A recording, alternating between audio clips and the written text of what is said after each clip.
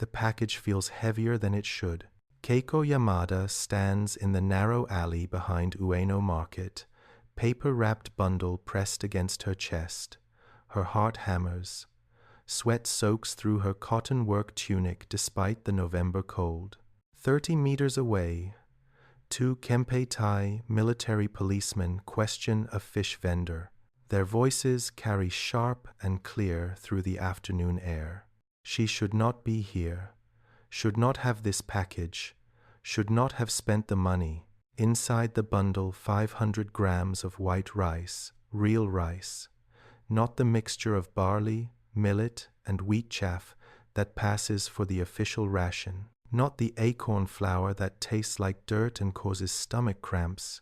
White rice, forbidden, expensive, illegal. Her monthly salary, 78 yen as a military seamstress, barely covers the official rations that never arrive on time. This rice cost her 40 yen, more than half her monthly wage. Money she does not have. Money borrowed from the foreman's wife at 12% weekly interest. The Kempeitai officer raises his voice. The fish vendor bows lower, lower still. Keiko's fingers tighten on the package. Through the paper, she feels individual grains, imagines them swelling in boiling water, imagines her daughter Yuki's face, 9 years old, evacuated to Nagano Prefecture 4 months ago. The last letter described hunger, constant, gnawing hunger. The rural farm family hosting her provides minimum rations, expects gratitude, expects free labor in the fields. This rice could be mailed, could reach Yuki in 5 days, could mean one full stomach instead of weeks of emptiness. If Keiko makes it out of this alley, if the military police do not search her bag, if the punishment for black market trading does not fall on her head like a sword. The second officer turns, scans the alley. His eyes sweep past doorways, past shadows, past the place where Keiko stands frozen against the wall. Her breath stops. This is November 9th, 1944. Tokyo stands intact, buildings whole, streets functioning, life continuing under the grinding pressure of total war. In 3 months, American bombers will erase 16 square miles of this city in a single night. 90,000 people will die in flames. But today, the greater danger comes not from the sky, but from the empire itself, from the machinery of control that devours its own citizens in the name of victory. Keiko Yamada faces a choice: run and draw attention, stay and risk discovery, surrender the rice and watch her daughter starve, or gamble everything on a desperate chance. The decision she makes in the next 30 seconds will determine whether she survives this day, whether her children eat, whether the small flame of resistance burning in her chest continues or dies beneath the boot of military law. The officer takes a step toward the alley. Her legs tense. Her mind calculates distances, escape routes, consequences, and she remembers how this impossible day began. 4:47 in the morning, darkness still heavy over Tokyo. The boarding house alarm bell clangs. Metal striking metal, harsh and insistent. Keiko's eyes open to blackness. Her body aches, always aches. Shoulders from hunching over the sewing machine. Hands from gripping needles 12 hours daily. Back from sleeping on a thin futon over bare tatami mats. She sits up, reaches for the blackout curtain cord, does not pull it. No point. The November dawn will not break for another hour. The room stays dark. Cold seeps through the walls, single-layer wood construction, no insulation, heat forbidden to conserve fuel for the military. Around her in the boarding house, other women stir, footsteps above. Coughing from the next room, widow Tanaka, lungs damaged from textile dust. The building holds 23 women, all war workers, all separated from families, all living in these 6 tatami rooms that cost 8 yen monthly and offer nothing but a roof and rules. Keiko stands, her knees crack. 37 years old and feeling 60. She folds her futon with precise movements, stores it in the closet, smooths the tatami. Everything in order, everything regulated. The neighborhood association captain inspects rooms weekly. Untidiness means reduced rations. Disorder suggests insufficient patriotic spirit. She dresses in the dark. Work tunic, mompe trousers, baggy, practical, unfeminine. The government mandated this clothing 2 years ago. Kimonos waste fabric. Beauty serves no purpose in total war. She buttons the tunic. The fabric scratches. Low-quality cotton mixed with wood pulp fiber. It will last perhaps 6 months before disintegrating. Her fingers find the small photograph tucked in her collar. She cannot see it in the darkness but knows every detail. Yuki and Takeshi, her children, 9 and 6 years old. Taken 4 months ago, before their evacuation, Yuki holds Takeshi's hand. Both wear identical serious expressions. Both look smaller than they should. Keiko closes her eyes, whispers their names, the only prayer she allows herself. The corridor light flickers on. Widow Tanaka's voice rasps through the thin walls. Morning assembly in 5 minutes. Do not be late. Keiko moves to the small wash basin, splashes cold water on her face. No soap, the monthly ration ran out 8 days ago. She uses rice bran powder instead. It leaves her skin dry and tight. She rinses, pats her face with a towel worn thin from use and washing. The mirror shows a stranger. Hollow cheeks, skin stretched over bone, hair pulled back in the severe style mandated for factory women. She looks away. Vanity is selfishness. The empire needs sacrifice, not beauty. She gathers her possessions. Lunchbox empty, will be filled at the factory. Ration book precious, irreplaceable. Identity papers, work permit, air raid hood and water bucket. The regulations require carrying these at all times. Violation means interrogation. Interrogation means suspicion. Suspicion means surveillance. Downstairs, the other women gather in the entry hall. 23 faces, all variations of exhaustion. The boarding house manager, Mrs. Ito, stands at attention. 52 years old, imperial portrait on the wall behind her, bamboo switch in her hand. Attention, Mrs. Ito barks. The women straighten, face the portrait. Emperor Hirohito gazes down with distant eyes. Bow. They bow. 90 degrees. Hold for 5 seconds. Rise. Recite. Together, voices flat with repetition. I am grateful for the opportunity to serve the empire. My sacrifice is small. My duty is absolute. Victory is certain. I will work without complaint. I will waste nothing. I will suspect traitors. I will report defeatist talk. I will die before surrendering. Long live the emperor. The words taste like ash. Keiko speaks them anyway. Everyone speaks them. To remain silent is to invite questions. Questions lead to the Kempeitai. The military police do not ask twice. Dismissed, Mrs. Ito says. Report any suspicious behavior. Neighborhood association meeting tonight at 7 o'clock. Attendance is mandatory. The women file out into the pre-dawn darkness. Tokyo's streets stretch empty and silent. No cars, gasoline is military property. No bicycles, rubber is strategic material. Only feet on pavement. Only the sound of work shoes on concrete. Keiko joins the flow. Women heading to factories, old men to war production plants, children to school where they learn military drill instead of mathematics. Everyone moving through the darkness because the blackout regulations forbid streetlights. Because American submarines lurk offshore. Because B-29 bombers fly from China. Because the Empire says so. The cold bites through her tunic. November in Tokyo means temperatures near freezing.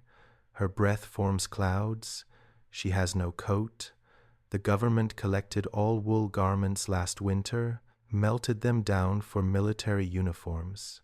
Citizens received certificates of appreciation. Appreciation does not provide warmth.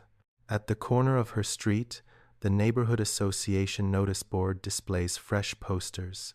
Luxury is the enemy. 100 million hearts beating as one. Certain victory through total sacrifice. The slogans change, but the meaning remains constant. Give everything, expect nothing, ask no questions. Beneath the posters, a new edition, a list of names, 5 families. Beside each name, a single word, relocated. Keiko's stomach clenches. Relocated is the polite term. The real word is arrested. These families failed some test of loyalty, spoke carelessly, hoarded food, showed insufficient enthusiasm. Now they are gone. Their homes stand empty. Their belongings seized. No one speaks of them. To speak is to invite association. Association is guilt. She walks faster. The factory lies 3 kilometers away. The walk takes 40 minutes. She cannot afford to be late. Late means docked pay. 3 late arrivals mean dismissal.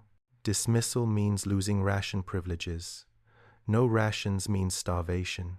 Around her, Tokyo wakes. Shop shutters rattle open. The fish market stirs old women selling what little the boats bring in. The smell of miso soup drifts from a corner restaurant, thin and watery, but still capable of making her mouth water. She has not eaten since yesterday's lunch. The boarding house provides no meals. Rations must be exchanged for food. Food must be prepared. She has neither the time nor the fuel. Her stomach cramps. She ignores it. Hunger is constant now, has been constant since the rice ration dropped to 280 grams daily. That amount barely feeds one person. She saves half, sends it to Yuki and Takeshi through the rural evacuation program. Her children need strength to survive in the countryside. She needs only enough to keep working. A truck rumbles past. Military vehicle. Soldiers in the back, young and thin, rifles across their laps. They stare straight ahead. No one makes eye contact. The truck disappears toward the train station. More troops heading south. Toward the Philippines? Toward the battles that radio announcers describe as glorious victories, while the casualty lists grow longer. Keiko's brother died in Burma 6 months ago. The notification arrived on official stationery. Died honorably, in service to the emperor. No body, no funeral. Just a white box containing his ashes or perhaps dirt? No way to know. Her mother collapsed when the notice came. Had not left her bed since. Another mouth to feed. Another person depending on Keiko's shrinking salary. The factory appears ahead. 5-story concrete building. Windows covered in crisscross tape against bomb blasts. Guard station at the gate. Wire fence surrounding the compound. This is where Keiko spends 12 hours daily, where her hands transform military cloth into uniforms, where the rhythm of sewing machines drowns, thought and time bleeds into exhaustion. She joins the line at the security checkpoint. Women shuffle forward. Each presents papers. Each submits to bag searches. The guards look for contraband food, letters, anything that might be sold or traded. Theft from military facilities carries the death penalty. The last execution happened 2 months ago. A young woman, caught with fabric scraps, hanged in the factory courtyard. Everyone forced to watch. The body left hanging for 3 days. Keiko's turn. She presents her papers. The guard studies them, studies her face, compares the photograph. She keeps her expression neutral, breathing steady. Nothing to hide, nothing to fear. Bag, the guard says. She opens it. He pokes through, sees the empty lunchbox, the ration book, the air raid gear. Nothing suspicious. He nods, waves her through. She enters the factory compound. 57 minutes past 5 in the morning. Shift begins at 6. She has time to receive her lunch ration, time to visit the latrine, time to prepare her machine, time to wonder if today will finally break her. The factory floor smells of machine oil and human sweat. Keiko climbs the stairs to the 3rd floor. Her workspace waits station 17, row C. Industrial sewing machine, heavy and black, older than she is. Pedal beneath, tension discs above, needle worn from constant use. This machine is her world. 12 hours daily, 6 days weekly, for the past 2 years. Other women arrive, fill their stations. The supervisor, Foreman Nakamura, patrols the aisles. 48 years old, missing his left hand from a factory accident in 1939. He carries a clipboard, notes tardiness, notes absence, notes everything. Keiko sits, adjusts her stool height, tests the pedal. The machine responds smoothly. She performs the morning inspection, checking thread tension, cleaning lint from the bobbin case, oiling the shuttle race. These rituals are mandatory. Equipment maintenance is patriotic duty. Broken machines delay production. Delays hurt the war effort. Hurting the war effort is treason. The morning bell rings. 6 o'clock exactly. Attention, Foreman Nakamura shouts. The women stand, turn toward the small Shinto shrine in the corner. Bow, clap twice, bow again. Pray for victory, pray for the soldiers, pray for the Emperor's divine wisdom. Begin work, Nakamura orders. Keiko sits, picks up the first piece. Olive green fabric, regulation military tunic front panel. She positions it beneath the presser foot, lowers the foot, presses the pedal. The machine roars to life. Stitch, stitch, stitch. The needle punches through fabric. The thread forms lines. Her hands guide the cloth. This is mindless work, repetitive, soul-crushing. But it provides a salary, provides ration books, provides the appearance of contributing to the empire's victory. She completes the seam, clips the thread, reaches for the next piece. The quota is 60 completed panels daily.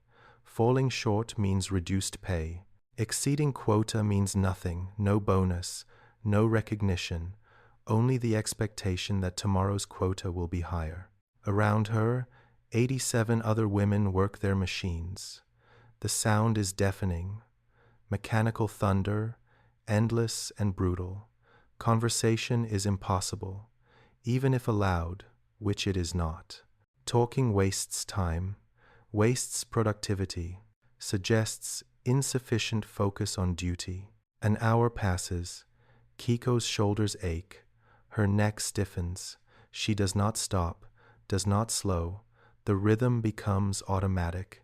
Hand, pedal, fabric, thread. Hand, pedal, fabric, thread. Time measured in completed panels. She thinks about her children, wonders what they are doing. In Nagano, evacuated children rise at 5, work the fields until 8, attend abbreviated school until noon, work again until dark. The rural families receive government payments for hosting city children. Most families view evacuees as free labor. Complaints reach Tokyo sometimes. The government investigates nothing. Children must suffer for victory. Yuki's last letter arrived 3 weeks ago, written in careful characters on cheap paper. Honorable Mother, I am working hard. The family is kind. We eat vegetables every day. Takeshi cries at night, but I comfort him. Please send rice if possible. Please stay healthy. I will be a good daughter. I will make you proud. The words Yuki did not write spoke louder. The family is cruel. We are hungry. Takeshi is sick. I am frightened. I need you. Keiko cannot go to Nagano, cannot retrieve her children. Travel requires permits. Permits require justification. Personal reasons do not qualify. The evacuation program is mandatory. Removing children early suggests disloyalty. Disloyalty invites investigation. She feeds another panel through the machine. Her vision blurs. She blinks hard. Tears are weakness. Weakness is selfishness. She has no right to cry when soldiers die daily. No right to complain when the empire suffers. A hand touches her shoulder. Keiko startles, looks up. Foreman Nakamura stands beside her station. His expression is neutral, unreadable. Step away from your machine, he says quietly. Her heart stops. This is how arrests begin. Quietly, a hand on the shoulder, a summons to the office, then kempe tai, then prison, then nothing. She stands, legs shaking, follows Nakamura between the rows. Other women keep working, keep their eyes down. Do not witness. Witnesses can be questioned. Questions can spread guilt. They reach the supervisor's office. Small room, glass window overlooking the floor. Nakamura closes the door. The sound of sewing machines becomes muffled. Sit, he says. She sits, hands folded in her lap, eyes forward, waiting. Nakamura opens a drawer, removes a package. Brown paper tied with string. He places it on the desk between them. My wife asked me to give you this, he says. Keiko stares at the package, does not understand. Open it, Nakamura says. She unties the string, unfolds the paper. Inside a small cloth bag, she loosens the drawstring, tips the contents into her palm. Rice, perhaps 200 grams, real white rice. Her throat closes, her eyes burn. My wife remembers when your children evacuated, Nakamura says. She knows you send them your rations. She wanted to help. Keiko cannot speak. The rice sits in her palm, heavier than gold, more precious than anything she owns. This is charity, she finally manages. I cannot accept charity. It is not charity, Nakamura says. Consider it payment. Last month, you worked through lunch 3 times to meet urgent quotas. You were not compensated. This is compensation. A lie. They both know it is a lie, but the lie provides dignity, allows acceptance. Keiko stops, starts again. I am grateful. Do not be grateful, Nakamura says. Be careful. My wife bought this on the black market. If you are caught with it, deny knowing its source. Say you found it. Say anything except the truth.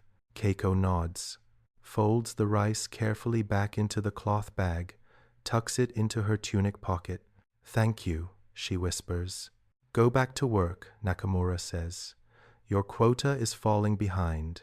She stands, bows, leaves the office, returns to her station, sits down, picks up the next fabric panel. Her hands shake. The rice in her pocket feels like a bomb, like evidence, like hope and danger wrapped together. She presses the pedal. The machine roars. She works, but her mind races. 200 grams of black market rice from Foreman Nakamura's wife. 200 grams she can mail to Yuki. Combined with her saved rations, perhaps enough for one real meal. Perhaps enough to ease the hunger for a few days. But she knows the truth. This small gift only makes the larger problem visible. Her children need more, need consistent food, need protection, need her, and she is trapped. Trapped in this factory, trapped in this city, trapped between duty to the empire and duty to her family, between survival and resistance, between the appearance of loyalty and the reality of quiet desperation. The morning wears on. The quota demands attention, but in her mind, a different calculation begins, a dangerous calculation, a question that, once asked, cannot be unasked. What if she could get more rice? What if she risked the black market herself? What if she gambled everything on one desperate attempt to save her children? The question burns. The machine roars. Her hands keep moving. And outside, Tokyo continues its slow march toward destruction. 11:33 in the morning. The quota board shows Keiko at 42 panels, 18 behind target. Her fingers cramp. The seam she is stitching wavers slightly. She stops, rethreads the needle, begins again. Precision matters. Uneven seams fail inspection. Failed panels do not count toward quota. She cannot afford failures. 3 stations away, a machine stops. The sudden silence draws attention. A young woman, Keiko does not know her name. She started last month, stands frozen at her station. Thread has tangled in the bobbin case. A massive knot of olive green thread fills the mechanism. Foreman Nakamura appears, studies the damage. His face darkens. "How long have you been letting this build?" he asks. I did not notice," the young woman stammers. "You did not notice." Nakamura's voice is flat. 40 minutes of thread wasted, 20 panels delayed. You did not notice. I am sorry. Please forgive. Clear the jam. Your quota is now increased by 20 panels to compensate for the waste. If you fail to meet the adjusted quota, your pay will be docked accordingly. The young woman's face goes white. 20 additional panels means working through both breaks, means skipping lunch, means a pace that will destroy her hands within hours. She bows. "Yes, foreman." Nakamura walks away. The young woman sits, begins picking at the thread knot with trembling fingers. Keiko watches for a moment, wants to help, cannot help. Assisting others means falling behind on her own quota. Falling behind means losing pay. She cannot lose pay. She returns to her work. Guilt sits heavy in her chest, but guilt is a luxury. Survival is not. The factory radio crackles to life. Noon announcement. A woman's voice, high and artificial, speaking with forced enthusiasm. Glorious news from the Southern Front. Our brave soldiers have achieved another magnificent victory in the Philippines. Enemy forces suffer catastrophic losses. Imperial forces advance according to plan. The American aggressors flee in terror before our righteous might. No one believes the announcements. The victories grow more glorious as the casualty lists grow longer. The enemy flees while air raids intensify. Plans succeed while rations shrink. Everyone knows the truth. No one speaks it. In Tokyo, citizens demonstrate unwavering commitment to final victory. Factory production exceeds targets. Neighborhood associations maintain perfect unity. The empire's strength grows daily through citizen sacrifice. Keiko's machine stutters. She looks down. The thread has run out. She stops the pedal, opens the compartment. The bobbin sits empty. She stands, walks to the supply station at the end of the row. The supply clerk, An old woman with milky eyes hands her a new bobbin, marks it on her tally sheet. Thread is rationed.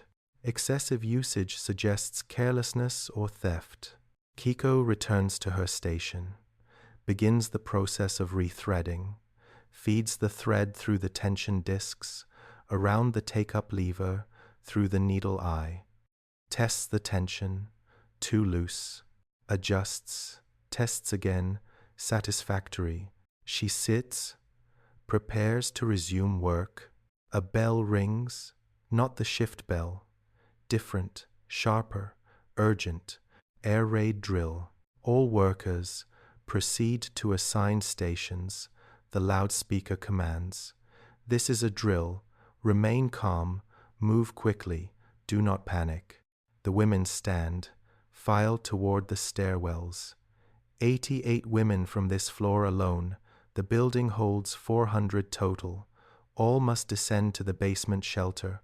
All must do so within 5 minutes. Failure means the factory fails its civil defense inspection.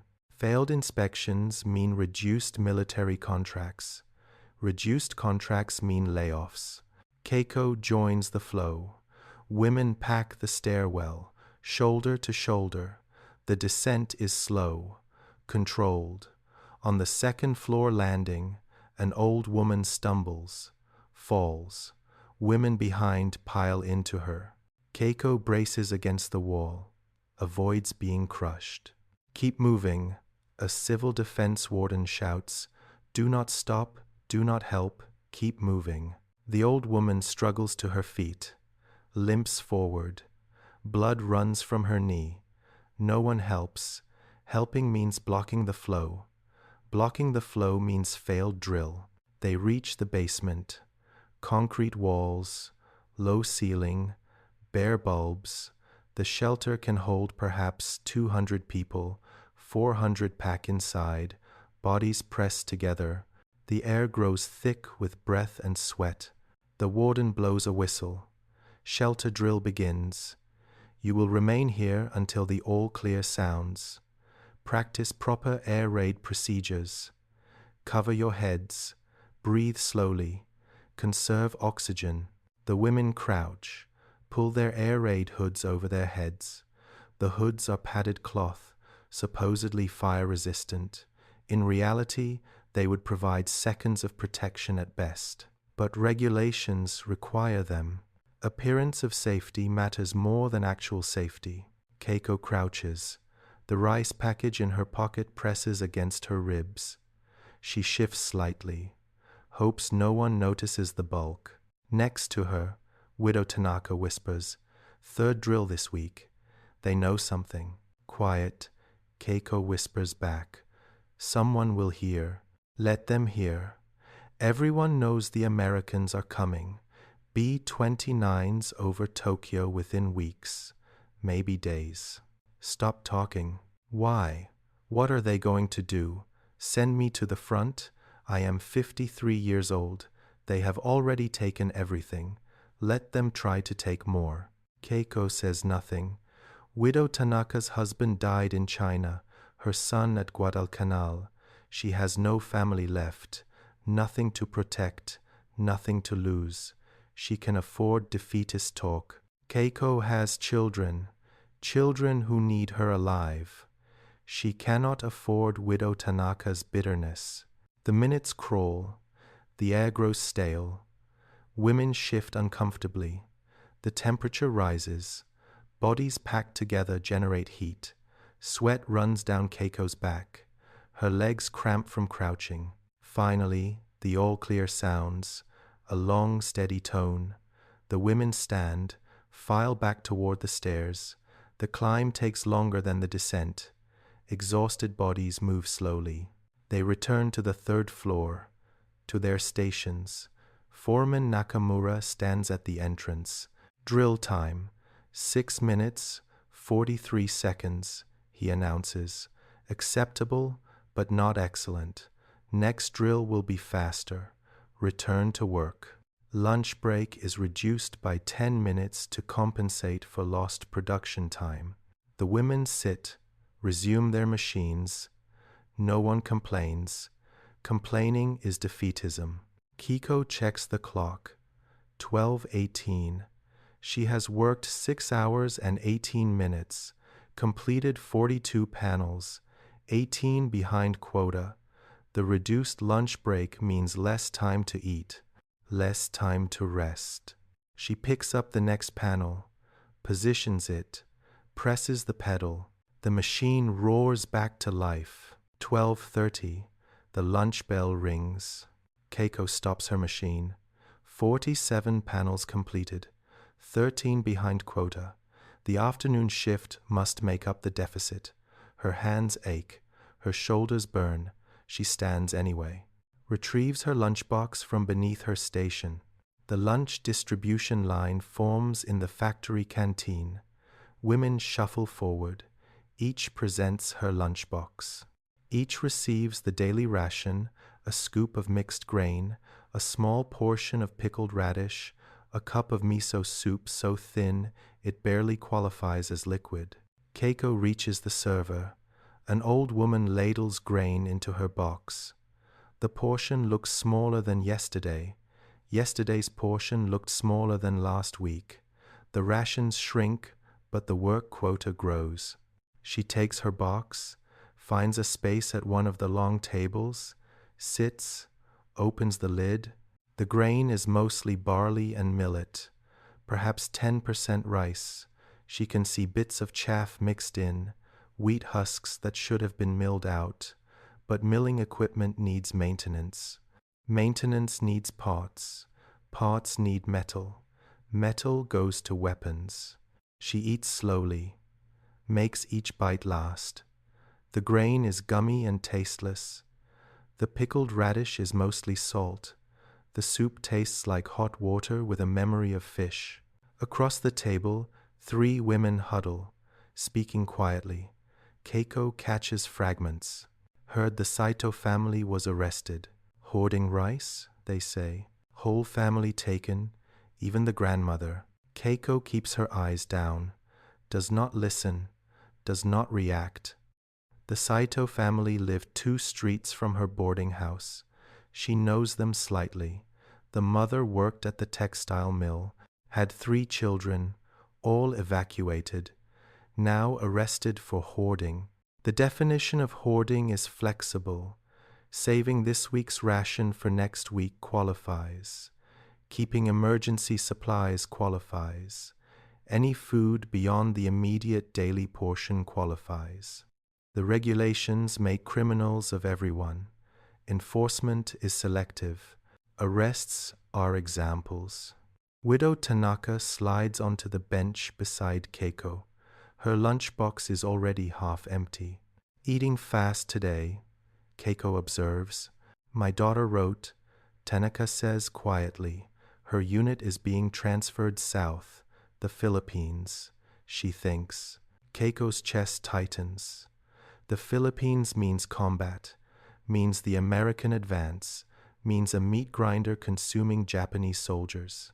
I am sorry, she says. Sorry. Tanaka laughs, bitter and sharp. Everyone is sorry.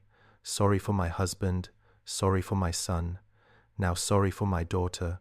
Sorry does not bring them home. Sorry does not end this insanity. Please, Keiko whispers, someone will hear. I do not care anymore. Tanaka's voice rises slightly. Let them hear.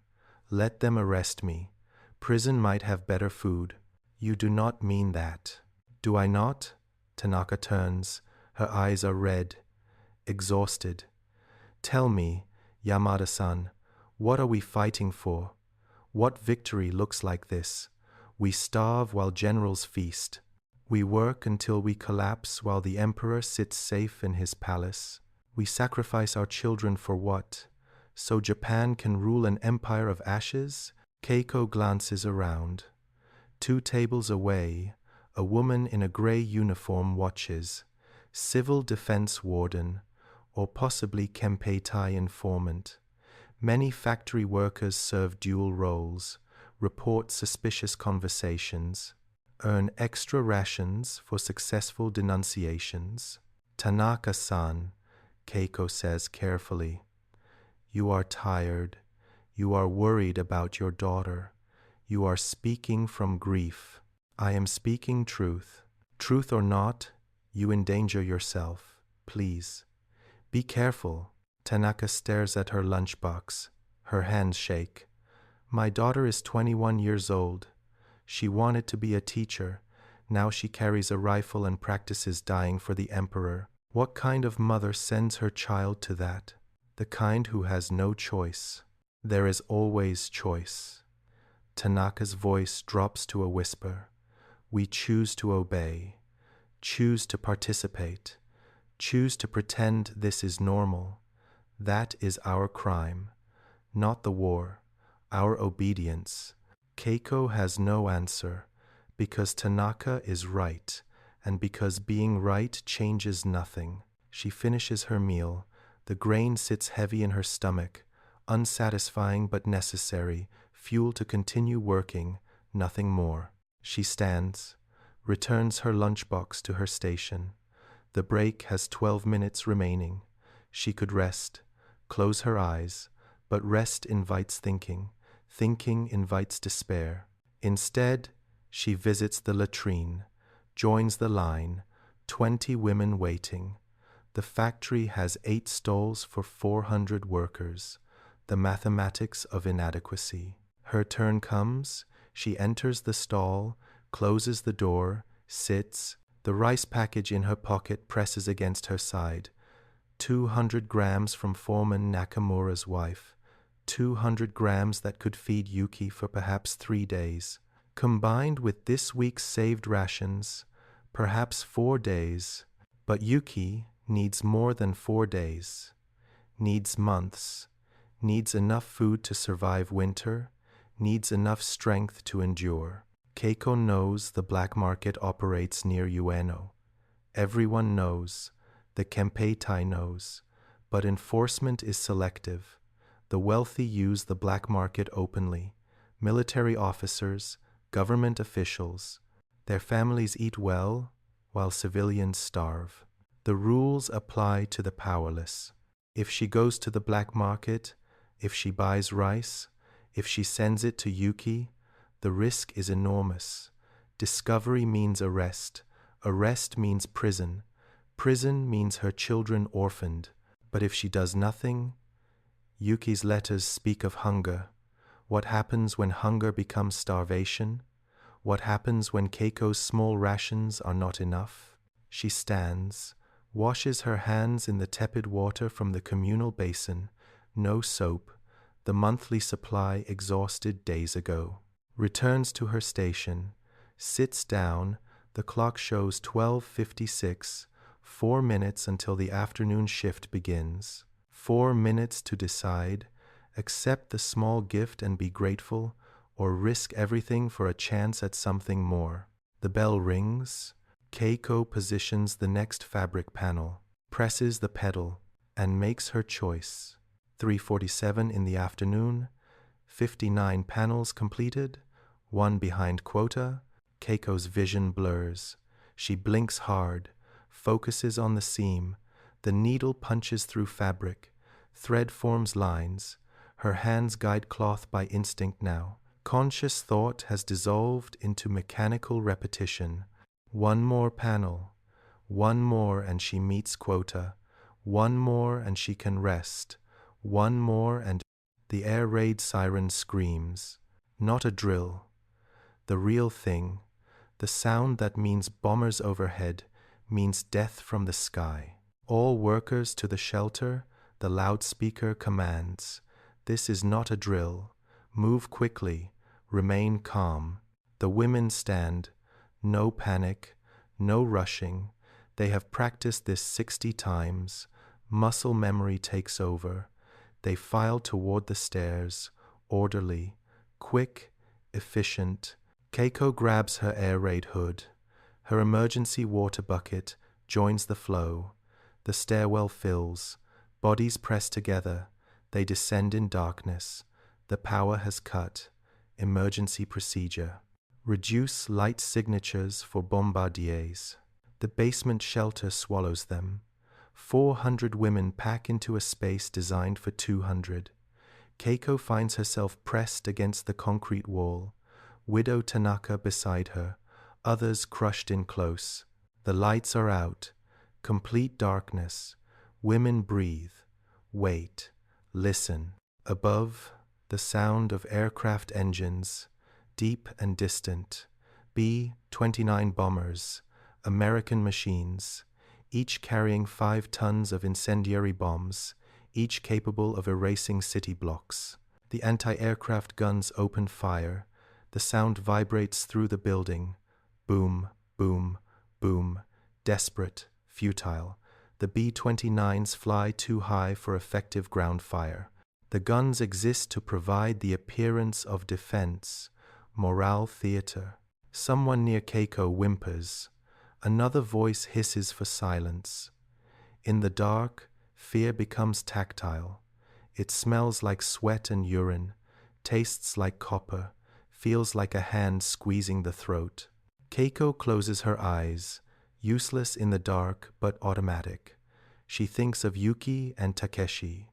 In Nagano, far from Tokyo, safe from the bombers, that was the purpose of evacuation. Protect the children. Let the cities burn, but save the future. Except the future burns too. Just slower, just through starvation instead of fire. Minutes pass. The aircraft engines fade. No explosions. The bombers passed over Tokyo, headed elsewhere, perhaps Yokohama, perhaps Kawasaki. Somewhere else receives today's terror. The all-clear sounds. The women exhale collectively. The tension breaks. They file back upstairs, back to their stations, back to work. The shift does not end because of air raids. Production continues. The Empire needs uniforms.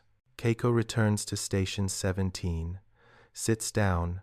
Her hands shake from adrenaline. She picks up the 60th panel, the one that will complete her quota, the one that, Yamada-san? She looks up. Foreman Nakamura stands at her station. His expression is tense. Come with me, he says. Her blood goes cold. This is how arrests happen. Quietly, a summons after an air raid when everyone is distracted. She stands, legs weak, follows Nakamura to his office. He closes the door, turns to face her. My wife made a mistake, he says. Keiko's throat closes. The rice, the black market rice. Someone discovered the source. Someone reported. I do not understand, she manages. The rice she gave you this morning, she bought it from a vendor in Ueno. That vendor was arrested 1 hour ago. Kempeitai raid. They are questioning his customers, checking transaction records. The floor tilts. Keiko grabs the desk edge for support. My wife paid with a personal check, Nakamura continues. The vendor kept records. Her name is in his ledger, which means your name will be mentioned during her interrogation, which means the Kempeitai will come for you. When?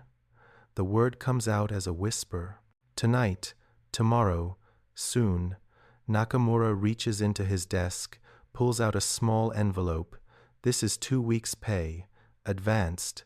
Take it. Leave the factory now. Go to Ueno. Find a black market dealer named Kubo. Tell him Nakamura sent you. Buy as much rice as you can. Send it to your children. Then disappear. Disappear. Leave Tokyo. Tonight. The rural areas are chaotic. War refugees everywhere. You can blend in. Find work in a village. Claim your papers were lost in a bombing. No one checks carefully anymore. Just vanish before they come for you. Keiko stares at the envelope. 2 weeks' pay.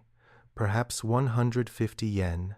Enough for several kilograms of black market rice. Enough to feed her children for months. But also enough to buy a death sentence if she is caught. Why are you helping me? She asks. Nakamura's face twists. Grief and rage mix together. My son died at Saipan, 20 years old, killed fighting for an empire that starves its own people. My wife and I have no more children, no future, but you do. Your daughter and son deserve that future, even if we do not. Keiko's eyes burn. She takes the envelope. Thank you. Do not thank me, just survive. He opens the office door. Go, now, before I change my mind and report us both. She leaves, walks back to her station, gathers her belongings. The other women watch but say nothing. Asking questions is dangerous. Curiosity invites involvement. She descends the stairs, passes through the security checkpoint. The guard examines her exit pass signed by Foreman Nakamura, citing personal emergency. The guard waves her through. She steps into the street, 3:58 in the afternoon. The sun hangs low. Cold wind cuts through her tunic. Tokyo stretches around her, damaged but intact, starving but functioning, dying but not yet dead. She turns toward Ueno, toward the black market, toward the choice that will either save her children or destroy her family completely. Her hand touches the rice package in her pocket. 200 grams, soon to be 2 kilograms, or 5, or nothing but evidence in a Kempeitai interrogation room. She walks. The decision is made. The die is cast. Whatever comes next, at least she chose. At least she fought. At least she tried to protect what she loves, instead of surrendering it to the empire's insatiable hunger. The wind blows colder. The shadows lengthen, and Keiko Yamada walks toward her reckoning. The alley behind Ueno Market reeks of fish guts and human desperation. Keiko stands in shadow, the rice package pressed against her chest. The two Kempeitai officers question the fish vendor 30 meters away. Their voices carry sharp and clear. Your permit expired 3 weeks ago. Please, honorable officers, I submitted the renewal. Lies. All renewal applications are processed within 10 days. You chose not to renew. Why? The vendor's voice cracks. The fees increased. I could not afford. Could not afford? You operate a business. The fees are reasonable, unless you hide profits, unless you engage in black market activity. Keiko's fingers tighten on the package. She needs to move, needs to leave this alley before the officers finish with the vendor, before they turn their attention elsewhere. But moving draws eyes. Standing still risks discovery if they search the alley. Both choices carry death. The second officer turns, scans the alley. His gaze sweeps past doorways, past shadows, past the place where Keiko stands frozen. He takes a step toward her. Her muscles tense. Calculation speeds through her mind.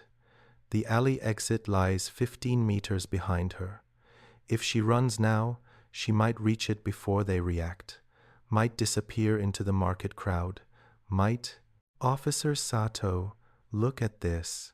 The second officer stops, turns back to his partner. The first officer holds up a small notebook, the vendor's ledger. Transaction records, the first officer says. Unregistered sales, multiple customers, all buying over ration amounts. The vendor falls to his knees, begins to plead. The officers ignore him, flip through the ledger, call for backup on a field radio. Keiko moves, not running, walking, purposeful but not panicked. She exits the alley onto the main market street. The crowd swallows her. Hundreds of people buying, selling, trading. The market operates in a gray zone between legal and illegal. Everyone participates. Enforcement is selective. The Kempeitai cannot arrest everyone, but they can arrest her if they catch her with 500 grams of black market rice. She navigates through the crowd. Vendors call out prices. Women haggle over vegetables. Old men sell cigarettes one stick at a time. The war has transformed Tokyo into a city of scavengers. Everyone selling something, everyone desperate. She finds the street Foreman Nakamura described, turns down a narrow lane. Shops here are smaller, quieter, the clientele better dressed. This is where the serious black market operates, where the wealthy buy beef and sugar, where government officials purchase whiskey and chocolate. The shop she seeks has no sign, just a door with a small purple cloth hanging above the frame, purple for imperial connections, purple for protection. The Kempeitai raid other dealers but leave this one untouched. Keiko enters. A bell chimes. The interior is dim. Shelves line the walls, holding canned goods, bags of rice, bottles of sake. More food in this one room than in 10 factory canteens. An old man emerges from the back. 70 years old perhaps, clean clothing, well-fed face. He studies Keiko with calculating eyes. "Can I help you?" he asks. Polite but cold. "Nakamura sent me," Keiko says quietly. The old man's expression does not change, but something shifts in his posture. Slight relaxation, recognition. Nakamura. "The foreman. I know him." He pauses. "What do you need?" "Rice. White rice. As much as 150 yen can buy." The old man, this must be Kubo, considers. That amount of money? Suspicious for someone dressed like you? Where did you get it? "Advanced pay. I am leaving Tokyo, evacuating to the countryside." Leaving Tokyo. Kubo nods. Smart. The fires are coming. Soon, very soon. He moves to a shelf, pulls down a large sack. This is 5 kilograms, top quality, Niigata rice, 140 yen. 5 kilograms. Enough to feed Yuki and Takeshi for 2 months, maybe 3 if rationed carefully. Keiko pulls out Nakamura's envelope, counts the money, hands over 140 yen. Kubo takes it, counts it again, nods, wraps the rice in nondescript brown paper, ties it with ordinary string. "One more thing," he says. He reaches beneath the counter, pulls out a small tin, opens it. Inside canned fish. "Sardines. Take this. No charge. For Nakamura." Keiko stares at the tin. Protein. Real protein. Not the watered fish she receives at the factory. This tin could feed her children for a week. "Thank you," she manages. "Do not thank me. Thank Nakamura. He has been a good customer, a loyal customer. I regret his troubles." Kubo hands her the packages.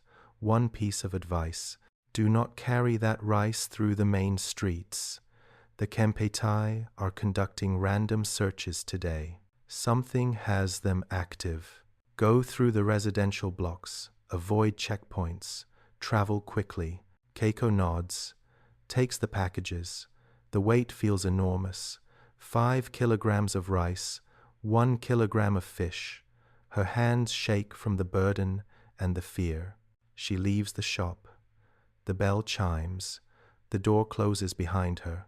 The late afternoon sun slants through the buildings. Shadows grow long. Curfew begins at 6 o'clock. She has 90 minutes to cross Tokyo, 90 minutes to reach the boarding house. Package this rice. Mail it to Nagano. Then pack her own belongings and flee the city before the Kempeitai come asking questions. 90 minutes to complete the impossible. She walks, not toward the main streets, but into the residential neighborhoods. Narrow lanes between wooden houses.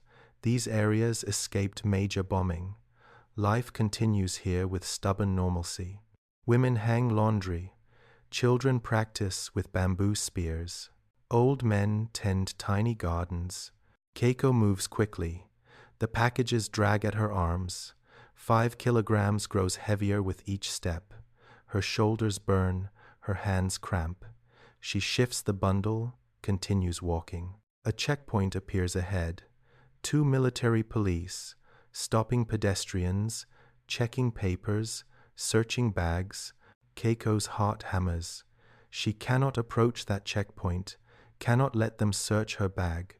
The rice is a death sentence. She turns down a side street, walks faster. Behind her, a voice shouts, "You, woman, stop."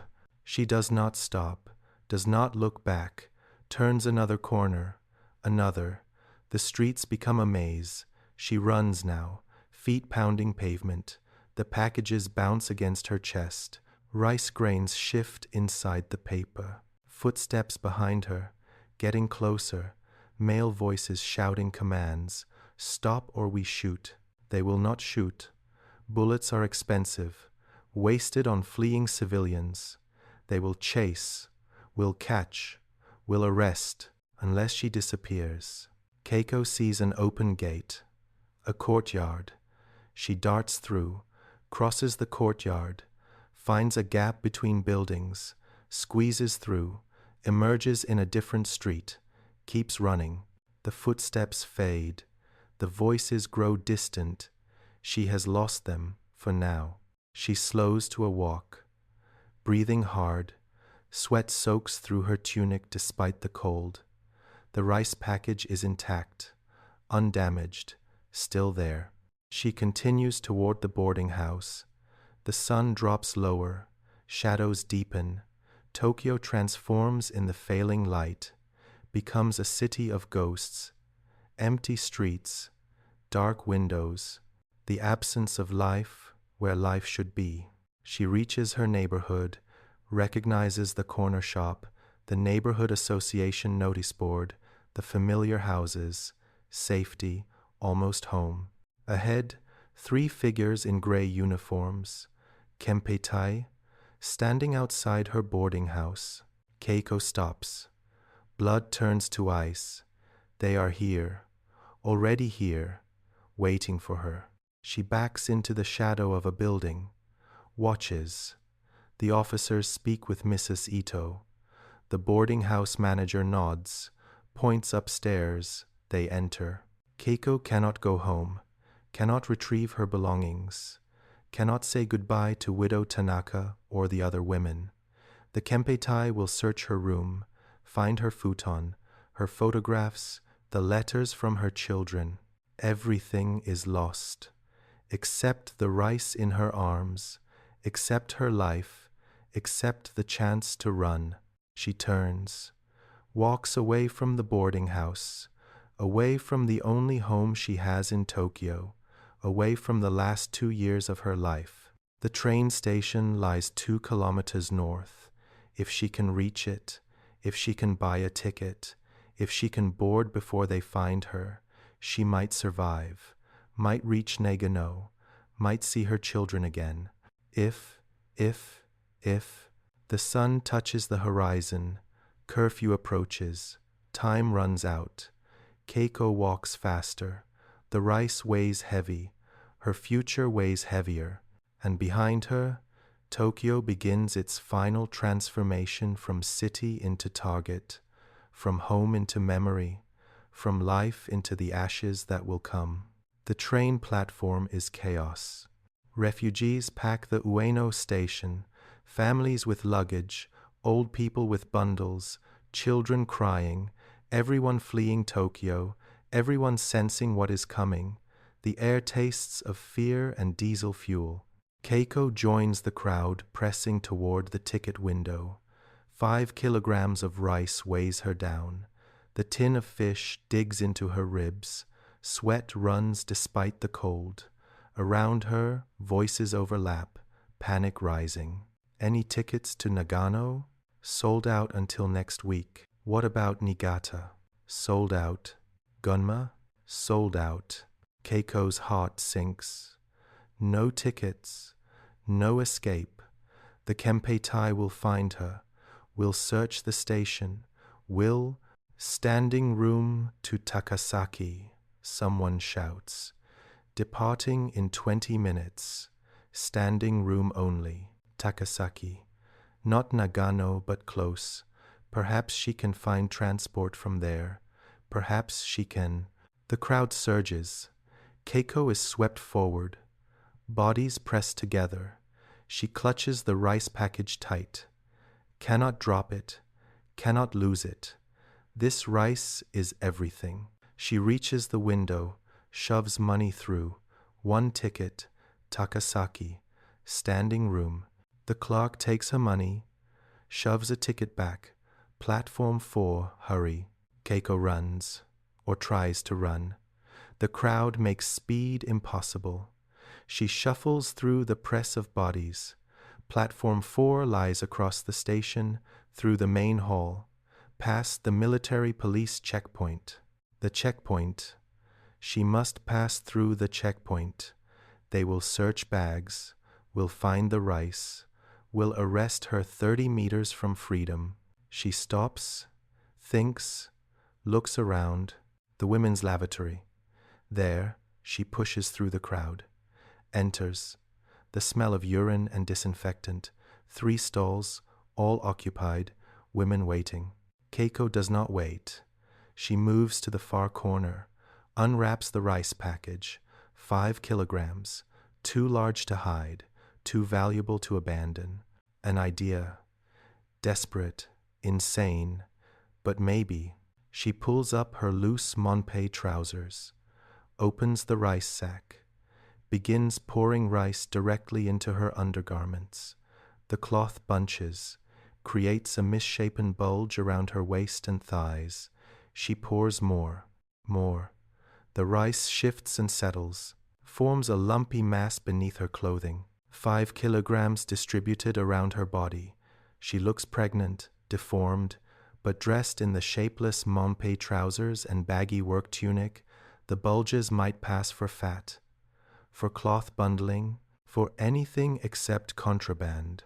She stuffs the tin of fish into her tunic pocket, discards the empty rice sack in the waste bin, covers it with paper, takes a breath, walks to the mirror, studies her reflection.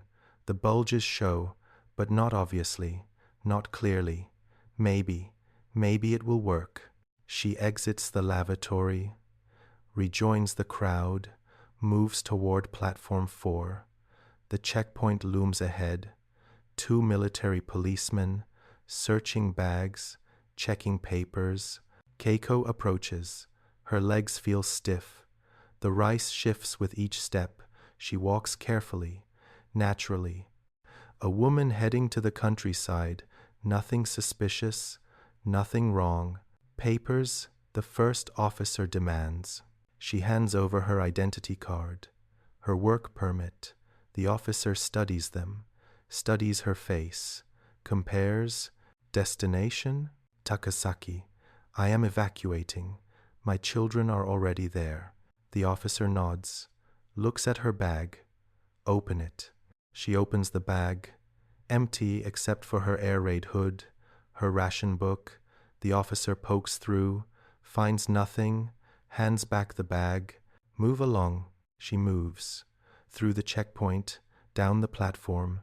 Her heart hammers so hard she fears it will burst. The rice shifts beneath her clothing.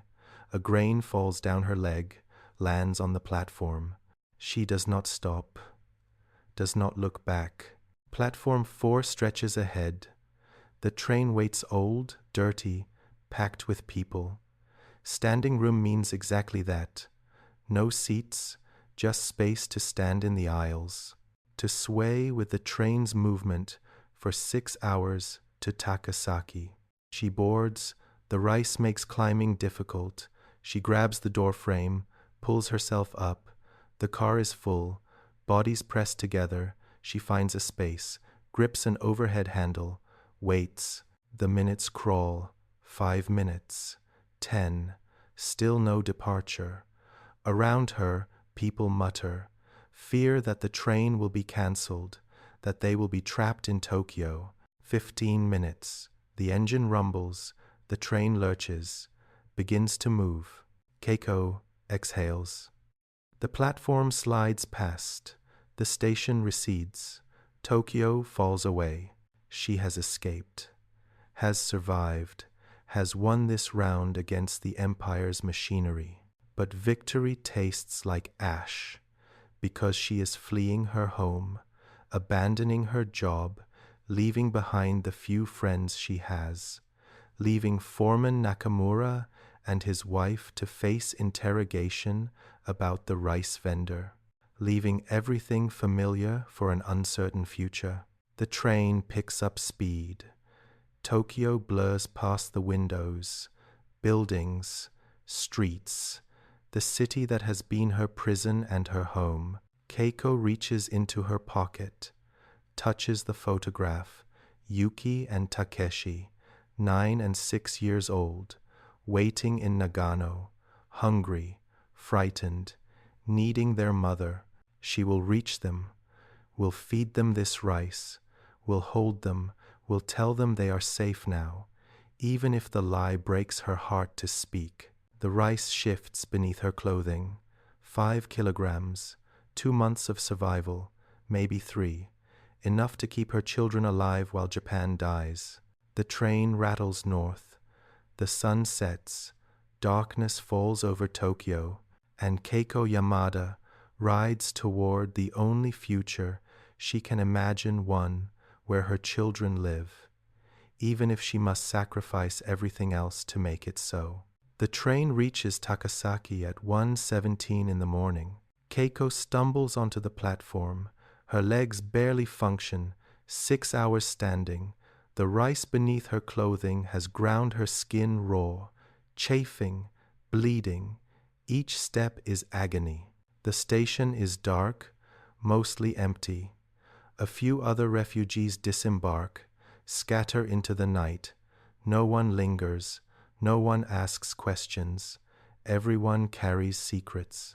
She limps into the waiting area, sits on a wooden bench. The rice shifts. She winces, reaches beneath her clothing, begins extracting the rice grain by grain. Her hands shake from exhaustion, from pain, from the surreal horror of everything that has happened. It takes 20 minutes to remove all the rice. She pours it into her bag, ties the bag shut. 5 kilograms intact, undamaged, worth every moment of suffering. The station clerk eyes her from behind his window. Old man, bored, seeing but not seeing. This is the countryside. People mind their business, ask no questions. The war has made everyone cautious. Curiosity is dangerous. Keiko stands, approaches the window. Is there transport to Nagano? She asks. Bus at 6 in the morning, platform outside. Nothing sooner? Nothing until 6. 4 hours to wait. 4 hours sitting in a train station, exhausted, bleeding, terrified that the Kempeitai will track her here, will arrest her before she can reach her children. But she has no choice. She returns to the bench, sits, wraps her arms around the bag of rice. Her body aches everywhere. Her mind is numb. She closes her eyes, does not sleep, cannot sleep, but rests, drifts, exists in the liminal space between consciousness and collapse. The hours pass. The station fills with morning workers, farmers, traveling merchants, the rural rhythm so different from Tokyo, slower, quieter, less desperate. At 5:45, she boards the bus, sits in the back, the rice bag on her lap. The bus fills, mostly women, mostly mothers visiting evacuated children, everyone making the same journey, everyone carrying the same grief. The bus departs, winds through mountain roads. The November landscape is beautiful red and gold leaves, frost on fields, distant peaks white with early snow. Keiko stares without seeing. Beauty is irrelevant. Only arrival matters. The bus reaches Nagano at 9:30. The village where Yuki and Takeshi are stationed lies another hour by local bus. Keiko makes the connection, rides in silence. At 10:47 she arrives. The village is small, 30 houses, rice fields, a shrine. The war feels distant here, except for the evacuated children, except for the Tokyo refugees, except for the way everyone looks half-starved even in the countryside. She knows the address, the Tanaka farm, not related to widow Tanaka, different family. They are hosting 8 Tokyo children, receiving government payments, using the children as field labor. Keiko walks up the dirt path. Her heart pounds. She has not seen Yuki and Takeshi in 4 months. 4 months of letters and worry and imagining the worst. The farmhouse is old, traditional. A woman sits on the porch mending clothes. 50 years old, hard face, harder eyes. Yes? The woman asks. I am Yamada Keiko, mother of Yuki and Takeshi. The woman's expression does not change. The children are working. In the back field. May I see them? It is not visiting hours. I came from Tokyo. I traveled all night, please. The woman considers, weighs, calculates. You may see them, briefly. Do not disrupt their work. Keiko bows, deep, grateful, humiliating. She walks around the house. The back field stretches wide. Children labor in the cold, digging, harvesting late vegetables. Their hands are red, their faces pinched with hunger. She sees Yuki, taller than she remembers, thinner. Her daughter stands in the field, pulling radishes. Takeshi beside her. Both children wear ragged clothing. Both move slowly, weakly. Yuki, Keiko calls.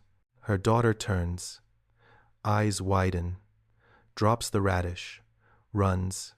Takeshi follows. They crash into Keiko, arms wrapping tight, faces buried in her tunic, sobbing, relief and pain and desperate love. Keiko holds them, her children, her babies.